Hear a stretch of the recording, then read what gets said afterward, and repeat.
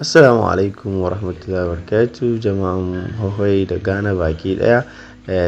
Hohoi Ahli Sunna Youth wato matasan Hohoi Ahli Sunna Youth suka assasa wannan da'awa ko kuma wa'azi, babban wa'azi da ke zuwa za su ke yin shi kowane shekara.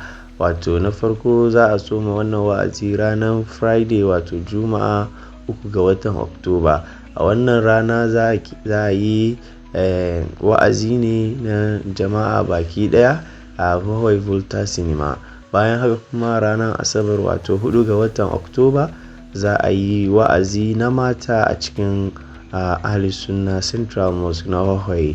Bayan haka kuma wannan rana na Asabar da misalin karfe 8 zuwa 12 dare za a kuma yin wa'azi na jama'a baki ɗaya.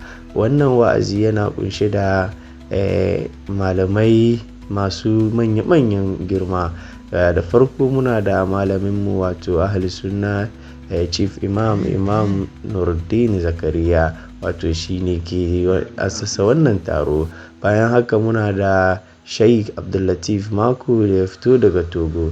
Haka kuma muna da Dr. Jafar Khamis shi ma daga Togo. Sa'annan a Ghana kuma muna da babban malaminmu Sheikh Abdulmalik Maiga. Bayan haka kuma mata manyan malamai da za su zo mana wannan taro su ne Malama Jamila Dawud da kuma Malama Juwaira Tahira.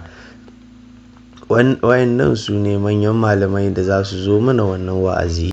Manufan wannan wa'azi shine da murayar da Kur'anin Allah da kuma sunnan manzo.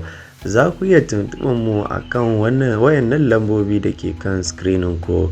Jama'an Hohoi da na Ghana baki ɗaya, Hohoi Ahli Sunna Youth suna gayyatar ku baki ɗaya mu halarci wannan wa'azi mai babban girma. Wassalamu alaikum wa rahmatullahi wa barakatuh.